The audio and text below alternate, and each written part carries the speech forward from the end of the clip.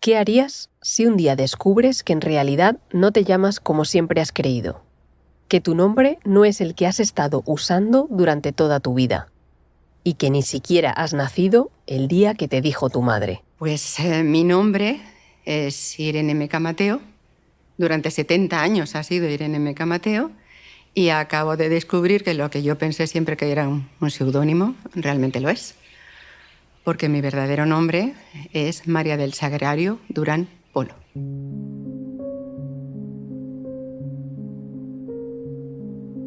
Las raíces familiares, lo que nos mantiene agarrados al suelo mientras buscamos nuestro camino, se resquebrajaron cuando Irene se enteró, ya adolescente, de que era adoptada.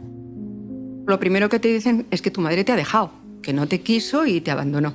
Eso es lo primero que te dicen. Tú vives con eso. Imagínate una criatura que la van como la gota malaya toda la vida, que a ti no te han querido y que te han tirado directamente. Pero literal, porque mi madre me llegó a decir que a mí me encontraron en el alcorque, en un de los árboles, que me encontró un albañil cuando iba a trabajar por la mañana. Irene empezó a buscar sus orígenes a partir de los 21 años, cuando en aquella época se alcanzaba la mayoría de edad. Solo entonces pudo acercarse a una ventanilla a pedir información. Y descubrió que lo suyo no había sido una simple adopción. Tengo 2 partidas de nacimiento y 2 registros. Durante 5 décadas de búsqueda no obtuvo más que puertas cerradas y silencios. La verdad, por pura casualidad, la descubrió con 70 años.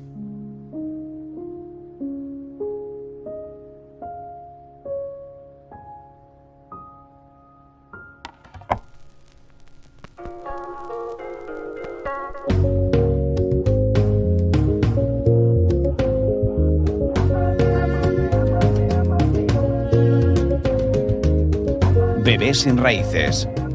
Capítulo 3. España. Hola, esto es ¿Quién dijo miedo?, el podcast de Amnistía Internacional en el que contamos historias de lucha y activismo en el mundo para celebrar el 75 aniversario de la Declaración Universal de Derechos Humanos. Soy Ángela Sepúlveda y en este episodio hablamos de España. Nos centramos en las denuncias que se han quedado sin respuesta sobre las desapariciones forzadas y sustitución de identidades de niños y niñas durante el franquismo.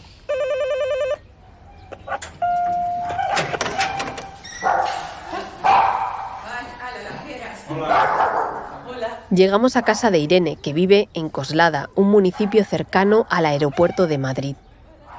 Sus 3 perros nos reciben en la puerta de casa. Su marido sale con ellos mientras entramos por la puerta. Nos sentamos en la mesa del comedor, con 6 sillas. Esa mesa que se utiliza para grandes comidas, celebraciones, las cenas de Nochebuena, las reuniones familiares. Venimos a hablar con Irene de familia, o de su ausencia. Me entero con 15 años de mi adopción. Mi padre murió 3 años después de nacer yo, mi padre adoptivo, y mi madre se volvió a casar en segundas nupcias. Es un tipo bastante despreciable, con malos tratos, y yo me metí un día a defender a mi madre. Entonces me escupió a la cara que yo no tenía por qué intervenir, que yo no era hija de esa señora y que ni mi padre, que yo tanto quería y tanto, era mi padre tampoco, y de esa manera me enteré. Las preguntas asaltaron a Irene. ¿Quién era su madre biológica? ¿Por qué la abandonó? Fue a buscar respuestas a las ventanillas de las instituciones. En casa el tema era tabú. De su madre adoptiva no recibió ningún dato, salvo uno. La única cosa que ella me ha dicho siempre es que pagó 25.000 pesetas por mí. Los interrogantes se multiplicaron cuando Irene decidió casarse. Cuando yo fui a recoger todos los papeles para casarme y todo esto, no encontraba mi partida de nacimiento y al final me entero que es que a mí me entregaron en Inclusa con 2 meses de edad. Entonces ha sido siempre... Inclusa, Las inclusas eran instituciones dedicadas a recoger a los niños recién nacidos o muy pequeños, abandonados por sus padres u otros familiares. Y al final pues ya supe que estuve prácticamente esos 2 meses, gran parte de esos 2 meses con mi madre. Y después me trajeron a Madrid, a casa de un médico. Y de casa del médico a la inclusa, desde donde fue adoptada. Era el año 1953. Cuando a mí me llevaron allí, desde casa de ese médico, no sé cómo fueron las circunstancias, no sé cómo fue, alguien se ocupó muy bien de borrar todos mis datos. Lo que yo siento es que esa niña pasó a inclusa y fue una forma de blanquearla. No había una autorización de mi madre, no había un tutor legal, una tutora legal. ¿Cómo hacemos con esta niña? Pues la pasamos por inclusa, que no hay que dar ningún dato ni decir nada y ya está. Irene ha tenido, a lo largo de su vida, 3 nombres y apellidos diferentes. Los que le puso su madre biológica al nacer, con los que quedó registrada al ingresar en la inclusa, que eran inventados, y finalmente el nombre y apellidos de cuando fue adoptada. Su caso además es extraño, porque sus 2 apellidos pertenecen a su madre adoptiva. Algo excepcional porque era una mujer casada.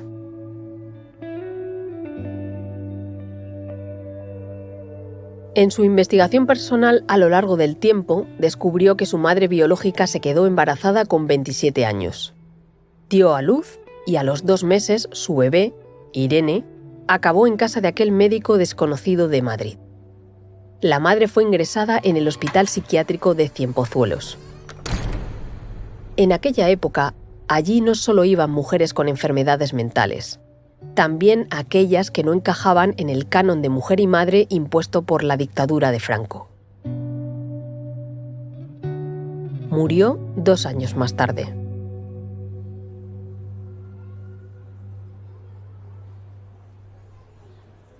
Irene no tiene ninguna sentencia judicial que lo acredite, pero ella se considera una bebé robada. Este nombre, el de bebé robado, hace referencia a aquellos niños del franquismo que eran arrebatados sin el consentimiento de sus madres para acabar en familias acomodadas que no podían tener descendencia de manera natural. Son los casos más trágicos. A las madres se les decía que el niño había muerto tras el parto y el bebé acababa en otras familias, con otros nombres. Pero en aquellos tiempos también era habitual que fuera la presión social la que obligaba a madres jóvenes o solteras a entregar a sus hijos en adopción que igualmente acababan en familias con mejor estatus social.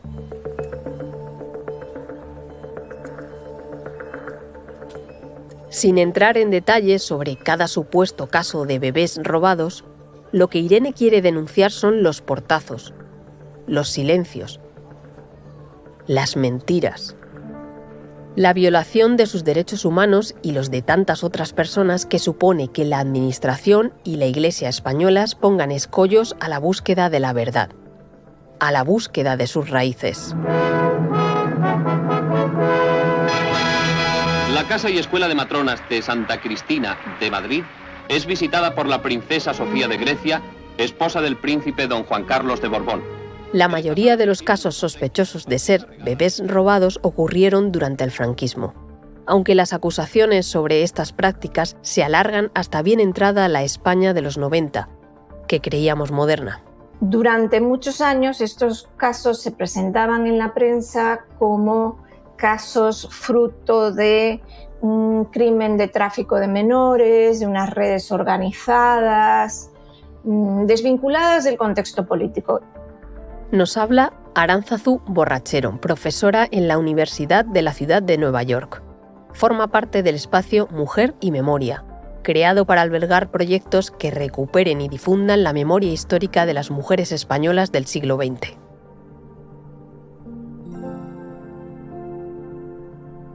Aránzazu impulsó una investigación sobre las víctimas de niños robados. Recogió testimonios y documentos relacionados con las desapariciones. Para Aránzazu, una madre a la que quitaron su hijo debe considerarse también víctima del franquismo. Es víctima sencillamente porque recibió en su propio cuerpo las consecuencias de unas políticas fascistas. Según la profesora, hay 3 factores claves para hacer esta afirmación. El primero es el concepto de maternidad en la época de la dictadura. La maternidad era el destino natural de las mujeres y se consideraba que las mujeres servían a la patria a través de su rol maternal. Con lo cual, ser estéril, no tener hijos, era una especie de zona de marginación social, ¿no? Porque ya no podías contribuir a ese esfuerzo regenerador patrio. El segundo factor tiene que ver con los médicos. Las madres que se han constituido en asociaciones para encontrar a sus bebés o las personas que buscan sus raíces hablan de la implicación de estos profesionales, de sacerdotes y de monjas en el traspaso de bebés. Es una clase médica que practica un tipo de medicina teñido de religión, un tipo de medicina autoritaria, una clase médica ginecológica obsesionada por reforzar esos valores que la Iglesia y el Estado les atribuyen a las mujeres, la decencia, la pureza sexual, el deber reproductivo. O sea que hay toda una clase médica que y aquí no debemos hablar solamente de ginecólogos y obstetras, sino también de enfermeras, ¿no? Y enfermeros, formados en esa idea de que la capacidad reproductiva de la mujer está al servicio de los intereses del Estado. Al concepto de maternidad y de la clase médica se une un tercer factor: las clases sociales. Al Estado franquista no le interesaba la reproducción de las clases populares, por las que siempre mostró una desconfianza grande por sus orígenes, por su relación como impulsores de la República. Le interesaba la reproducción de las clases que mantuvieran los intereses del Estado totalitario. No podías ser buena madre a no ser que pertenecieras a un cierto sector social.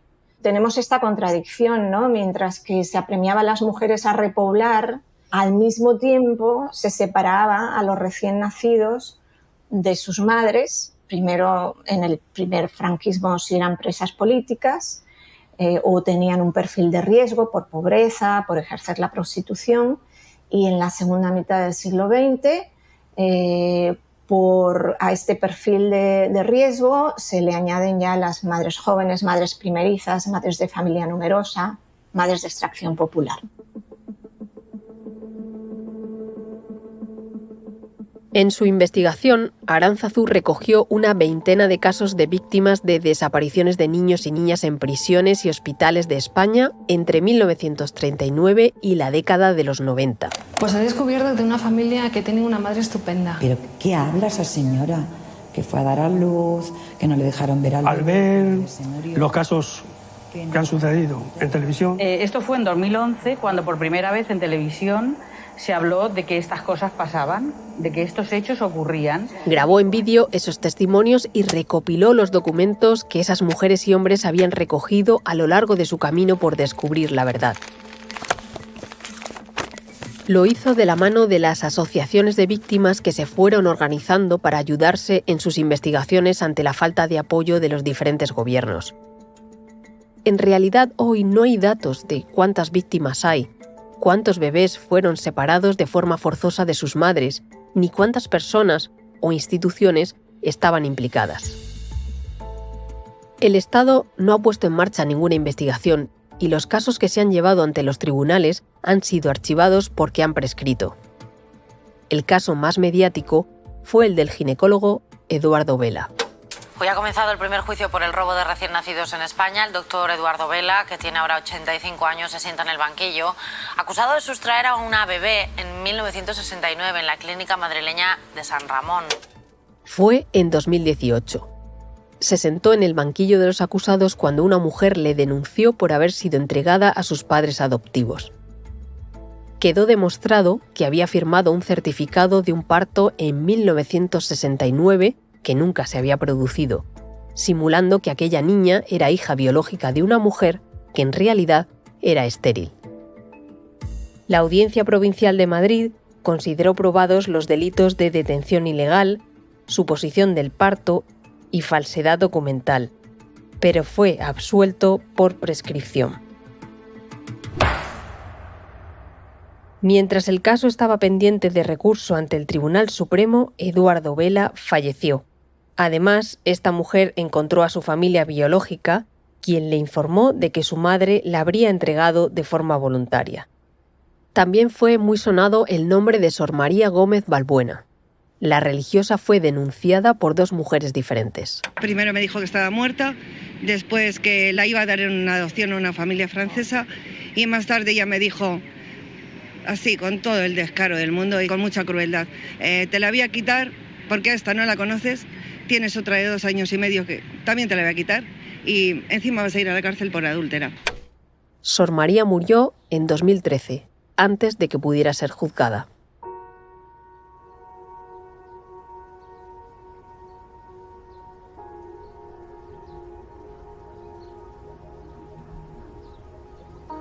Doña María Meca, Mateo adopta como hija suya, con el carácter de adopción plena, a la citada menor Irene, reconociéndola todos los derechos que la ley concede a los hijos adoptivos y especialmente el de usar los apellidos de la adoptante, conforme a lo prevenido en el artículo 178 del Código Civil, y el de ser instituida heredera por lo menos en la cuantía que el mismo Código determina para los hijos naturales reconocidos.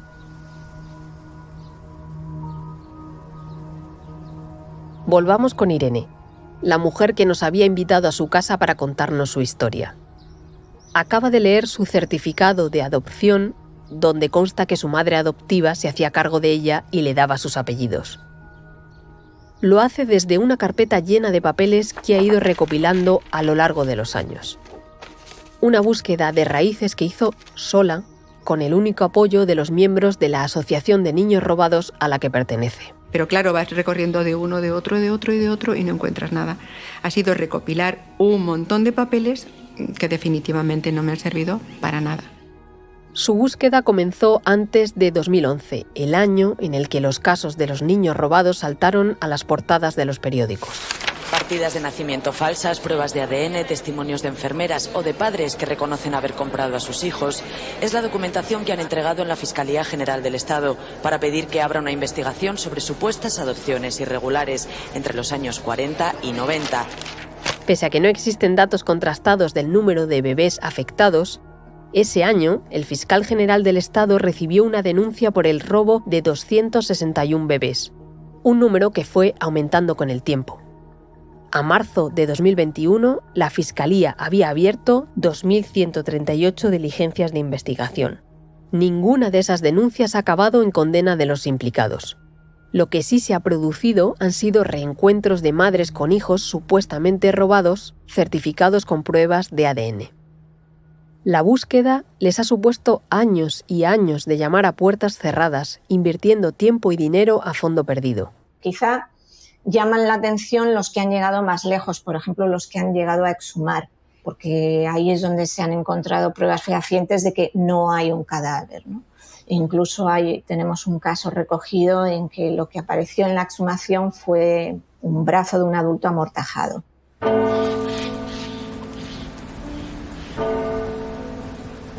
En su búsqueda, Irene también acabó en un cementerio, el de Cienpozuelos.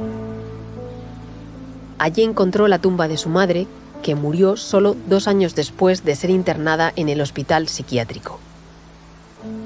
Dice el certificado médico que la causa de la muerte fue edema cerebral, pero nunca sabrá las circunstancias exactas. En el cementerio de Cienpozuelos están enterradas las personas que murieron durante su ingreso en el hospital psiquiátrico. Su estado es deplorable. Los caminos de tierra, las lápidas destrozadas. Son muertos olvidados, salvo ahora la madre de Irene. Ese cementerio de Cienpozuelos es un escenario de horror, pero lleva esperándome 68 años. Yo tengo 70, mi madre murió cuando yo tenía 2. 68 años hace que mi madre está en esa tumba. La normativa establece que una tumba debe renovar su permiso cada 10 años. Si no se hace, los cuerpos son exhumados y trasladados. Nadie ha hecho los pagos, pero nadie ha exhumado ese cadáver.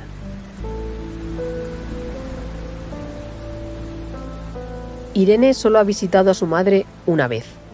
le resulta demasiado doloroso ver el olvido en el que ha estado sumida durante tantos años. Ella se ha prometido que la próxima vez que pise el cementerio será para recoger sus restos. Y aquí también tendrá que poner dinero de su bolsillo. Pero yo ahora necesito ver cómo tengo que afrontar los pagos, porque esa tumba se tendría que haber renovado cada 10 años. A ver cómo afronto todo eso. Tengo que buscar un forense que tiene que ir en el momento de esa exhumación, tiene que estar allí, o hacerla ellos, no sé cómo será, coger las muestras para verificar con ADN de ella y mío que es mi madre, que sea realmente esa tumba la que es de ella, la que pertenece a mi madre, o que no haya más cuerpos, que sea solamente el de ella. Cuando termine ese proceso, llevará a su madre al pueblo madrileño de Ambite. Ahí están sus orígenes.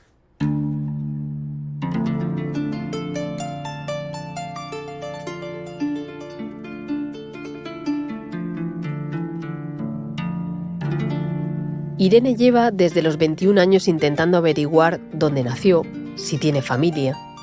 Esas investigaciones a veces llevan a callejones sin salida, como a México.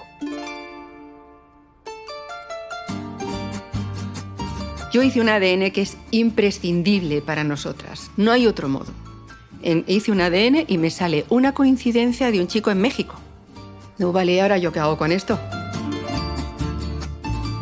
Irene se hizo una prueba de ADN que acabó en un banco internacional, donde más personas también se han hecho el mismo test. Quienes se hacen estas pruebas desean descubrir sus orígenes más remotos, algo que muchas veces se hace por diversión y que se convierte en obsequio de cumpleaños. Pero para Irene era una prueba imprescindible. Ella tuvo una coincidencia con un hombre de México que también se había hecho la prueba. Luis Abadía, un compañero de la asociación a la que pertenece Irene, le ayudó a esclarecer qué quería decir esa coincidencia y si podía sacar algún dato que le ayudara a continuar su búsqueda. Y Luis empieza a investigar y me manda unas partidas de 2 personas y me dice: estos son tus bisabuelos y compartes bisabuelos con este chico de México. Tus bisabuelos y los de él son los mismos. Sigo igual. ¿Y ahora por dónde tiro? ¿Qué hago? Porque no tenía ni idea. Yo no tengo ni idea de ADN, no tengo de árbol genealógico, no sé nada de nada. En ese callejón sin salida, Irene parecía perder la esperanza. Pero un día recibió una llamada.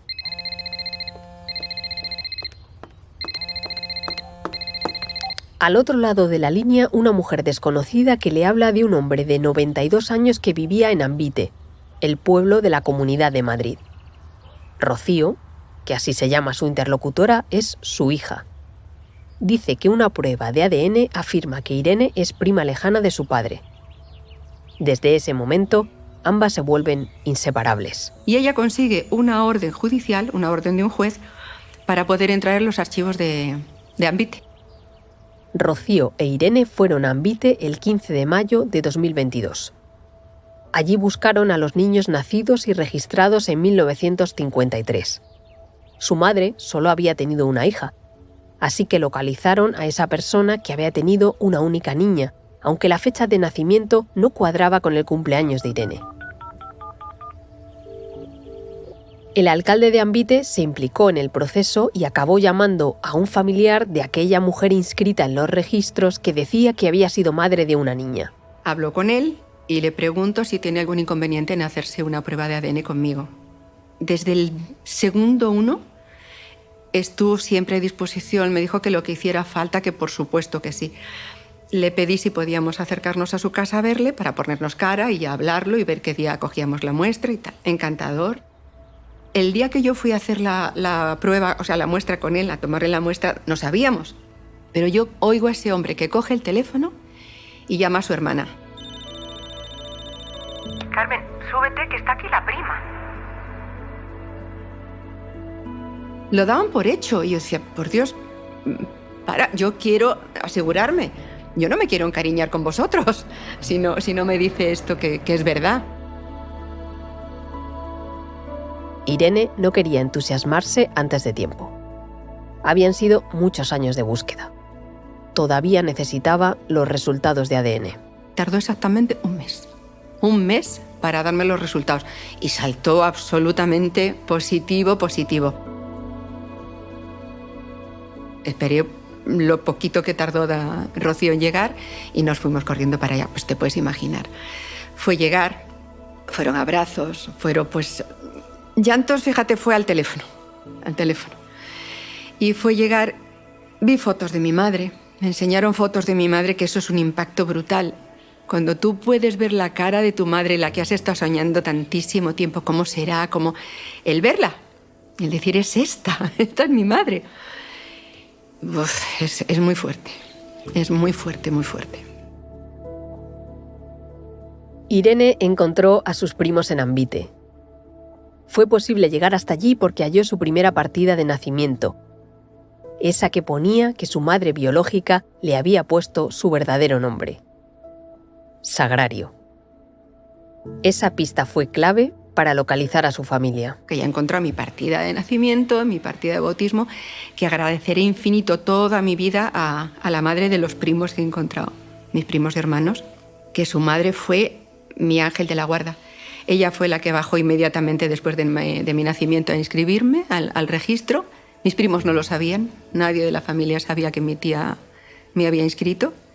Y mi tía también se ocupó de que me bautizaran. Y por eso yo he encontrado esa partida de nacimiento que estaba ahí esperándome hace un montón. Irene encontró sus orígenes ya con 70 años. Cerró una herida que había estado demasiado tiempo abierta. Siempre digo que mi falta de raíces ha sido algo que me ha dolido siempre. Pero en el momento que yo supe que esa familia era mi familia, ha sido un clac.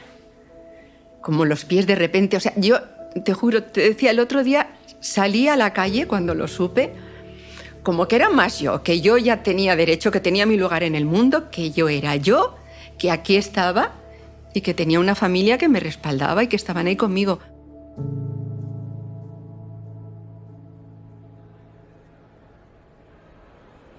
Procedemos ahora a votar la toma en consideración de la proposición de ley del Grupo Parlamentario Socialista sobre bebés robados en el Estado español. Comienza la votación. El 20 de noviembre de 2018, el Congreso de los Diputados votó la posibilidad de iniciar los trámites para que España tuviera una ley de bebés robados. Sí, 344, más 2 votos emitidos telemáticamente. No ninguno, abstenciones ninguna. El Parlamento aprobó la proposición de ley y los diputados aplaudieron mirando a la tribuna de invitados, donde estaban miembros de las asociaciones de víctimas. Entre ellas, Irene. En consecuencia, se toma en consideración la proposición de ley. Se iniciaban así los largos trámites para que se convirtiera en norma. Pero las diferentes elecciones y legislaturas dejaron esa proposición de ley en un cajón. En junio de 2020, ese cajón se volvió a abrir para darle un nuevo impulso. Entonces no hubo unanimidad. Solo Vox votó en contra. Esa ley definía el robo de menores como un crimen de lesa humanidad, para evitar que prescribieran los delitos y obligar a la apertura de archivos. Además, contemplaba la creación de una base de datos de víctimas y ADN, una fiscalía especial y una comisión estatal de derechos de identidad. El tema se volvió a retomar a principios de 2023, pero sigue paralizada cuando grabamos este capítulo. Se vulneran nuestros derechos totalmente, siempre. Siempre por la simple razón de que yo no tendría, lo mismo yo, que todos los compañeros, no tendríamos que estar esa tarea de investigación, esa tarea que estamos haciendo entre nosotros. Esa tarea tendrían que hacerla ellos, facilitarnos ellos, decirnos, mira, o investigar ellos. Pero lo tenemos que hacer nosotros, el gobierno, el anterior, el que venga. Es la queja de Irene y del resto de miembros de las asociaciones, la búsqueda en soledad de sus raíces. Digamos que tenemos una esfera de derechos humanos vulnerada que va desde el derecho a la propia identidad, el derecho a la vida privada y familiar, el derecho a la propia libertad en casos en los que te hayan separado forzosamente de tu familia. Nos habla Daniel Canales. Es investigador de Amnistía Internacional, especializado en crímenes de derecho internacional y violaciones de derechos humanos del pasado. Pero también podemos hablar del derecho a obtener un recurso por graves violaciones de derechos humanos que ha sufrido. En la medida en que esas respuestas no se dan, en la medida en que no se obtiene esa reparación, esa justicia, también están vulnerando el derecho a un recurso efectivo.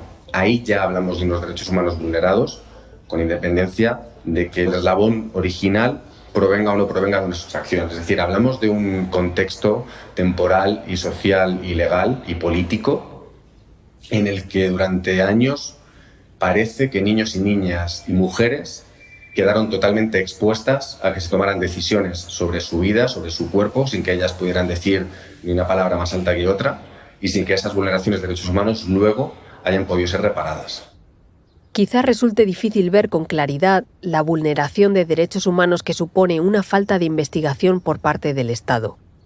Daniel lo explica. Se han cerrado las investigaciones dejando a las familias y dejando a las personas que estaban buscando todavía con esos mismos interrogantes. Es decir, casos en los que todavía no se ha podido dilucidar si una persona está desaparecida o está fallecida, se han cerrado dejando ese interrogante. O se han cerrado casos dejando el interrogante de si una persona realmente tenía certeza o no sobre quién es, sobre cuál es su verdadero nombre, cuál es su familia de origen.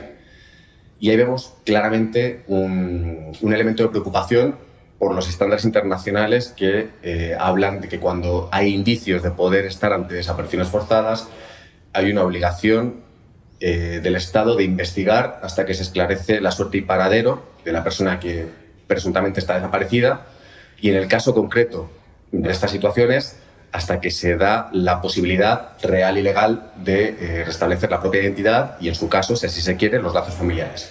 Y creemos que ese estándar no se ha cumplido. Sin un respaldo de una ley o del Estado, las familias que emprenden la búsqueda se encuentran con puertas cerradas, instituciones civiles o eclesiásticas que no les facilitan acceso a la información que necesitan. Y cuando reciben los papeles, también hay dudas. Tú vas a pedir a cualquier registro una serie de papeles y te dan, pero siempre te queda la duda, me dan esto, pero ¿y qué queda ahí dentro? Porque tú no sabes si te están dando todo lo que hay. Otra consecuencia de la falta de una ley: la interpretación del delito. Ya hemos visto que el tribunal que juzgó al ginecólogo Eduardo Vela estimó que era culpable, pero no le condenó porque habían prescrito los delitos. Sin embargo, había otra interpretación posible. Algo que la Fiscalía hace, que yo creo que es positivo, sobre todo pensando en términos de permitir la investigación, es considerar que estas denuncias tienen que investigarse como delitos de detención ilegal. Esto básicamente lo que conseguía era entender que la situación delictiva se continuaba produciendo hasta que no se proporcionaba, la información relevante para que la persona supiera si efectivamente la persona continuaba o no en esa situación de detención ilegal o de desaparición, o podía conocer realmente la verdad sobre su identidad. Muchos juzgados entendieron que esto no tenía que ser así, que nos encontrábamos en todo caso ante hechos que podían ser delitos de suposición de parto, delitos de falsedad documental, que son delitos, que habrían prescrito ya, porque a diferencia de la detención ilegal, que sigue surtiendo efectos mientras no se, resuelve la situación de ilegalidad, en el caso de suposición de parto, falsedad documental, que el delito se consume en el momento y por tanto ya comienza a computar el plazo de prescripción. La ley que no se ha aprobado también permitiría abrir los archivos de las iglesias, que ahora mismo se niegan a facilitar información. Y tienen mucho que aportar porque eran las instituciones religiosas las que realizaban esos trámites de adopción. Había una supervisión judicial bastante escasa y donde realmente que la propia institución de beneficencia tenía muchísimo margen de discrecionalidad para decidir entregas, para manejar toda esa documentación, ¿no? Mientras esa ley no salga adelante, son las familias quienes tienen que seguir solas ese proceso de búsqueda. Esa falta de información, cuenta Daniel, puede tener consecuencias psicológicas graves. Un sufrimiento que además se acrecienta con el tiempo y que puede alcanzar el umbral de la tortura y los malos tratos. Entonces, ya solo ese sufrimiento ya merece ser abordado por el Estado.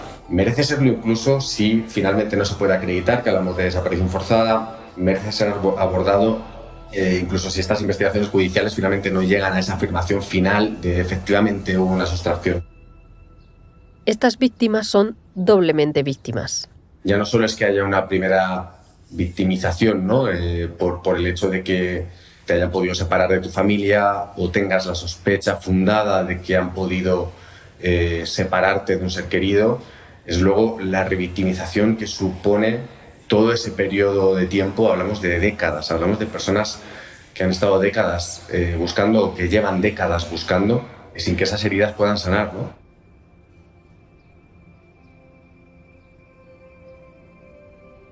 Irene ha terminado su búsqueda, pero no deja de pensar en todo lo que se ha perdido. Sus primos le cuentan las celebraciones familiares, los encuentros y las bodas del pasado a las que no ha podido acudir. Sus primos ahora le narran la otra parte de la historia.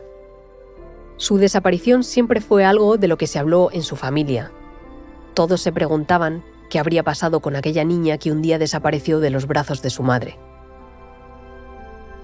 Hoy, Irene dice que ya está en casa. Lo hace mientras sonríe y se le iluminan los ojos. Ha encontrado sus raíces y está construyendo unas nuevas. Y ahora cuando ha nacido mi nieto, yo decía, a ver, las raíces ahora soy yo. Soy yo la que está creando raíces en el suelo, y ahora mis 2 hijas son estas ramas y la ramita maravillosa que tengo, que es mi nieto de 2 años, que me tiene loca, me tiene loquita. A pesar de descubrir su nuevo nombre, el que le puso su madre al nacer, Sagrario, ha decidido seguir llamándose Irene. Perdóname, mamá, pero me gusta más Irene. Pero a sus 70 años, lo que sí ha decidido cambiar es cuándo tendrá que soplar las velas a partir de ahora. Mi cumpleaños, evidentemente, será el 23 de marzo. Hemos estado celebrando muchos años el 2 de abril, pues ahora me toca el 23 de marzo, que es el mío, el de verdad, el que le debo a mi madre, el que, mamá, ese es el día que tú me trajiste al mundo y ese va a ser el día para mí, por los restos, claro.